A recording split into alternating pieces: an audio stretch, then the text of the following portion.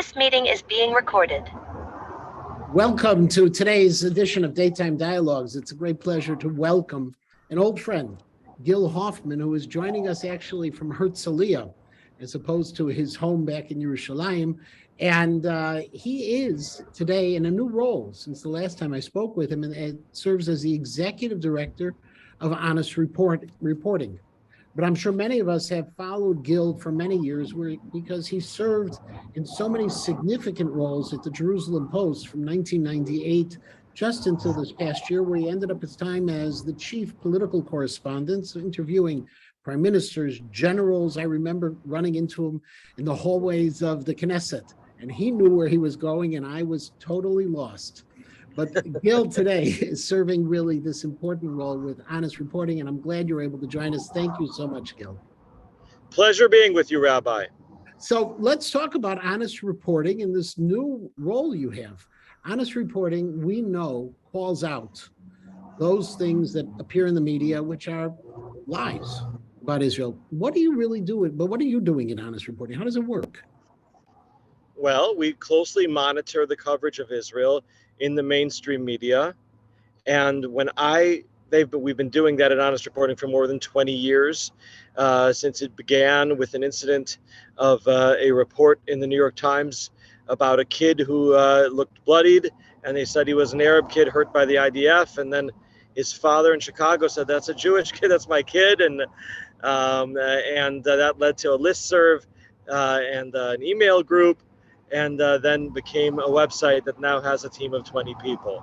And so when I came on board, I said, well, now we have to be giving equal weight to social media, because that's where the young people get their news nowadays. And we need to make sure to be on top of the news. That means if we're expecting a decision that affects Israel in the media, like what America will say about a Palestinian reporter who was harmed, we need to have 3 different tweets ready with all the different eventualities to be ready to go. So that is what I do now, as I constantly look for anti-Israel coverage in the mainstream and social media. So do you find it true, which is normally the case of where the New York Times has a strong anti-Israel bias? Is that really the case? Well, first I'll give them the benefit of the doubt and say that it's hard being a journalist nowadays. I remember when I started, I called in stories on a payphone. I would go to a press conference at 10 o'clock in the morning and know I have an 8 p.m. deadline for print, and I could take my time and make sure I get it right. And nowadays, if you cover a press conference, you better have the story in by the time the press conference ends, and have been tweeting and Facebooking and TikToking and Instagramming along the way. So it's very easy to make mistakes that way. There's not a lot of time for accuracy. So that's true for all media. Now the New York Times. Okay, since I started this job in July, Honest Reporting has gotten 3 New York Times freelancers fired for anti-Israel comments that we found that they had made on their social media platforms. Pictures of Hitler, praise for horrible terrorist attacks like the one in Har Nof in Jerusalem, where a terrorist went into a synagogue and started murdering people at prayer, and also Druze policemen. So these were intolerable things that are not fit to print for the newspaper that's supposed to be the newspaper of record. And at least they took action and made sure these people wouldn't work for them again. So as the editorial board at the New York Times, is it that they're ethical and therefore they see this and they can't avoid it? Or is it that they're really being anti-Israel, and it's just sometimes the reporters get things through? Or do they have no choice? Again, I'm going to give them Rabbi, again, I'm going to give them the benefit of the doubt. They did not hire them because they're anti-Semitic. They hired them because they needed a reporter in Gaza, and Gaza is controlled by Hamas, and that's what you get. I mean, Fadi Hanona worked for them during the war in Gaza in July, is not their regular Gaza correspondent. and they did not vet him properly. And when I met with a person from the New York Times, he said, "Full credit to you at Honest Reporting. Your journalism was better than ours in vetting him properly, and that we're both in the truth-telling business, and that we got it right, and they didn't." So it's nice to hear the New York Times acknowledge that. And going back to your opening piece about social media, how you've changed things, I can understand having 20 staffers being able to monitor the major newspapers around the world and maybe even the news stations. How do you even have a chance of monitoring what's going on in social media? It's not easy, and we have experts in how to do that.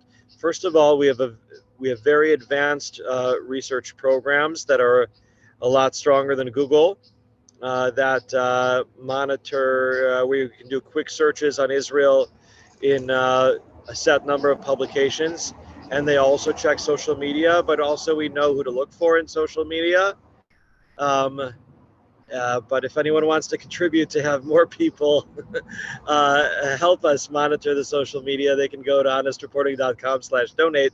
And if anyone wants to see something egregious on social media that they want to make sure we've noticed, you can email me at gil@honestreporting.com. So why is it that when it comes to this thing, we need nonprofits like Honest Reporting? Why isn't this something the Israeli government is taking care of? Having met over the last couple of weeks with the top officials in the Israeli Foreign Ministry and in the spokesman's unit of the IDF where I served, and in the public diplomacy directorate of the Prime Minister's office, I can tell you these guys are doing Avodat Kodesh, holy work. They succeeded during the war in Gaza in winning not only the military war, but the media war. We got better coverage around the world during that 3-day operation. It's a lot easier with a 3-day operation than a 3-month operation than we got in any conflict in the history of the state of Israel. And that's because Israel's finally realizing how important public diplomacy is, to the point that the head of public diplomacy actually stood up to a general and said to him, "No, we need you to release the proof now." And the general agreed. And in the past, he would have said, "Yeah, you'll get it in 3 months." And meanwhile, we'd look bad all around the world. I can give you many examples of that happening even recently. So we need to credit the Israeli government. But yes, they always need help, not only from NGOs like Honest Reporting, but also from people who care about Israel back in Chicago. And in terms of the issues that you're facing, so you're addressing the social media, you're addressing the traditional media. What do you think what are the biggest challenges today that you have to really plan for? There's the BDS, which we hear and suffer from. But where are the biggest challenges? Well, there's no doubt college campuses are the biggest challenge for anyone pro-Israel. And if I was a parent in West Rogers Park right now, I would look much more at the Israel environment on a campus than I would look at the academics. You've got a lot of different universities in America to choose from, and you don't have to send your kid into the Lion's Den in Columbia, NYU, UCLA. There are a lot of campuses that are a lot more pleasant, or you can send them to Israel, where the universities are just as good and a lot cheaper. So look, I think Israel's fighting 3 battles for its existence. One battlefield where we obviously have an advantage, one on college campuses where we obviously have a great disadvantage, and one of the airwaves where we're behind, but still succeed. So on the college campuses, are there things that Honest Reporting does in that realm also, or because it's not the traditional media? So we do have a program of reaching out to progressives, where we've brought influencers to Israel who then go back and do workshops. I myself will be doing workshops on college campuses, which I've been doing all along. You know, I've spoken in 50 states and in universities, most of them, but we'll be doing more educational work, with all due respect to the Israeli democracy that I've been focusing on the past in my previous role. Now I'll be talking to the students about how to look at the media with a critical eye, and how to make sure that they're getting their news correctly. So you went to Northwestern, if I remember correctly, Medill, and if you went back to Medill at Northwestern, would they welcome you in terms of your position today, or would the campuses say, no, this doesn't work anymore. This isn't legitimate anymore. You can't do this. You're biased. You're not allowed to speak to our students. I have spoken at the Medill School of Journalism, and when I speak there, I speak about how I got a wonderful education there, and I learned that objectivity does exist, and I still believe it as someone who covered internal Israeli politics for 24 years without anyone knowing what my political opinion would be. Now, however, you can also be a patriot without being unobjective. You know, I'm a very proud citizen of Israel and a very proud citizen of the United States. And that was always true whenever I reported for the Jerusalem Post, and that's still now. I was doing journalism then, I'm doing journalism now, and I have nothing to apologize for, and I can explain that very well. And in terms of honest reporting, what is on the agenda? If you were looking back in a year from now, how would you think that things have changed over your first year of your tenure there? I only started in July. And the fact that I had a war 1 month into it that broke out on a Friday afternoon before Shabbos and Tisha B'Av was not something I was expecting to happen. The security situation seemed relatively calm, and it escalated quite quickly with Gaza, and it's escalating right now in Judea and Samaria. Jenin is a hotbed of terror where you had the stabbing and shooting attacks of March and April came from, and it's only getting worse. We had a soldier who was killed in a skirmish overnight before this is being taped.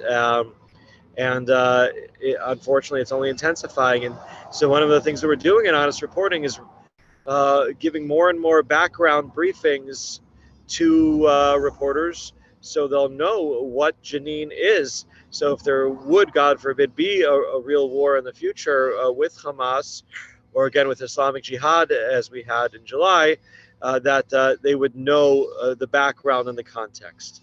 So I'm ignorant on this. Why would a reporter, and I'll just pick on the New York Times only because we were talking about them before. Why would a reporter from New York Times want to have a briefing from Honest Reporting?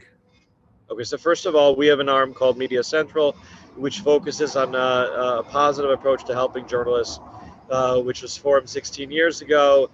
It counters what the Palestinians do very well at the American Colony Hotel. We give them, help them get translators and stringers, and give them security briefings. And they know it's pro-Israel, and they get from all sides, and that's okay. It happens to be that I've built a personal relationship with the bureau chief of the New York Times in Israel, who wanted to know me because I've been covering Israeli politics for 24 years. I'm not coming out of nowhere. We spoke journalist to journalist before I even brought up Honest Reporting. And when I did, he was respectful of what I do now, too. So we're all in this together. We're all struggling together to get the facts straight. Is there a difference between coverage that you're seeing in the United States versus in Europe? And obviously Europe is a lot of different options during, Eastern, Western. Is there a difference? Well, America, it's not news that America is hyperpolarized. And so websites that are built for Christian evangelicals that love Israel are going to be more pro-Israel, and those that are intended for progressives who don't yet realize that being progressive means being pro-Israel are going to be tilted against us. And so we always have to take that into account and make sure that they both get it right. In Europe, England is predisposed against us, but hopefully changing. I mean, now we have a king who's been to Israel 3 times there in England, and a crown prince who had a wonderful official state visit to Israel. I have a Dutch researcher who monitors things very well in the Dutch media, and we're doing whatever we can. Where's in Europe, where's the biggest challenge in terms of media for Israel? I've been told that Germany's the worst, um, and that the Germans focus a lot on helping anti-Israel nonprofit organizations that actually end up helping terror. So unfortunately, Germany is still a problem nowadays, even And though their government is very pro-Israel. and do you have a staff member who monitors also the German press? We do our best. So it's a real challenge between all the languages, all the different approaches in terms of and in terms of the United States. Is there, using your journalist hat and your honest reporting hat, has it shifted? Has it gotten better? Is it the same, or is it just different, little here and a little bit there? Just one moment before I get to America, while we're still in Europe, uh, there's a television station called Russia Today. Now, I've had some hostile interviews over the years on the BBC and on Al Jazeera. Nothing's worse than Russia Today, which is a state-owned Russian propaganda TV. When Netanyahu was elected again in 2009 after a 10-year hiatus, I was one of two experts on election day to analyze the results. The other one was Noam Chomsky, a well-known anti-Semite, and they let him speak first, and his explanation of the results were that Israelis voted for Netanyahu because he fights with Barack Obama, and Barack Obama is black, and Jews hate black people. So if that's the political analysis that I'm going against, then that's a serious problem. Now, America will never be that bad, okay? That's to put America into context. You can't brush America with one brush. You know, I had some very challenging interviews on CNN, and then I'd go next door to the Fox Bureau, and one of the questions would be the equivalent of, why don't you just go into Gaza and beat the crap out of all of them already? You know, very, very different approaches. And we reach out to all of them. But they're all, but looking back, and now I'm going to ask for your 20 years of perspective, are there any major shifts? Has the polarization made major shifts, or is it really the United States who always had issues?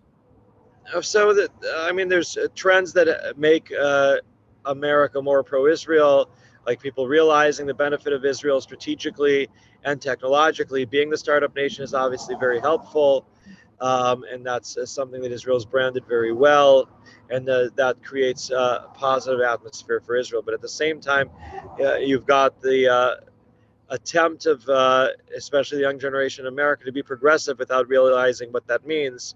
And if they would look better, then they would realize that we're obviously the only country in this region that promotes women's rights and LGBT rights, and we help the environment more than almost any country in the world. So if they knew it, then they'd get it, but they don't, so it's harder, and that trend is only going to get worse. And from the honest perspective, with the honest perspective hat on, are you playing more defense, or is there a lot of offense? Is it trying to just respond, or are it's more proactive? Rabbi, you got to be ready to be proactive and reactive within the conflict and beyond the conflict. You know, there were times that the pro-Israel community tried to focus only on microchips and cherry tomatoes, and that only went so far. I said all along, no, you do not give up defending Israel within the conflict, because we're right in the conflict and we've got nothing to hide. We just need to explain it faster and quicker. If we had 5 minutes to explain in the past, now we have a tweet or a reel, a TikTok video, and whatever there is, we'll get it. We'll do it. And is this something, are you, in terms of the tweet or the TikTok, is it things that you're teaching the Israeli government? Are they learning it? And just, we have now double because we have honest reporting and we have the government? No. All along, there have been people who've helped the government, and the government has gotten a lot better at it. They hosted this week, the Israeli government hosted a briefing on digital diplomacy, where there were ambassadors and other diplomats from 50 countries around the world who wanted to learn how we do it. So I think it's very impressive. Look at what the IDF is doing, and look at how many languages they tweet in. We are doing our best, we being Israel and we being Honest Reporting, to get those messages out there. We're outnumbered and we're out-resourced, but we succeed with what we do. And if someone in Chicago or New York or wherever they're going to be wanted to be part of this effort of response, in addition to making a contribution to Honest Reporting, in addition to that, how valuable are letters to the editor or any of the old approaches of responses? Oh, letters to the editor are out of date, Rabbi. You know, people used to send a nice letter in print, and I know a very nice lady here in Jerusalem who sent a letter every day for 40 years to one media outlet or the other, and God bless her soul. But nowadays, they make corrections within seconds if they get something wrong. So you're constantly engaging with the mainstream media on social media, on their Twitter and Facebook, and then they will correct it. If you're talking about a factual error that's unquestionable, they'll take care of it right away. So what's the best way? I read something, and I'm going to stop picking on the New York Times. I read something in the Wall Street Journal that I just feel is wrong, or I feel it's biased. Maybe not factually wrong, but just it's not taking into account the whole picture. What do I do? You can email action@honestreporting.com, and that goes to our entire team. And we constantly review that email account and see what we're going to be critiquing every day, because something in the Wall Street Journal probably requires some depth and not just a tweet. And we write in-depth critiques so the media outlets can learn from them and get it right. There's a place still for long-form journalism as well, and a series of articles also to get the correct news out there. And you started earlier talking about the younger generation, the need to deal with social media. What is the major news source for the millennials? Is it TikTok? Is it Instagram? Yep, TikTok and Instagram. And there the celebrities have a lot of weight. And that means we have to be there too, and the pro-Israel celebrities have to be there too, to get that right. And so they also get email. There is still email, and we have an email distribution list of 100,000 people that we're sending out to with all our critiques every day. Is there any egregious situation of recently of TikTok or of Instagram that you've been able to get changed? I mean, during the war, we had some things that were in social media accounts of AP and CNN that I know we got changed.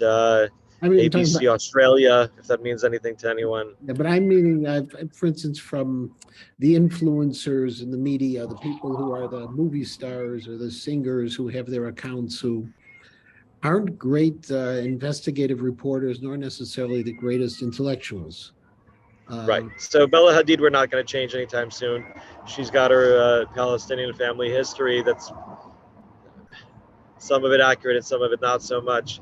And so there, we have to have our own team and Israel supporters around the world challenging when she tells lies.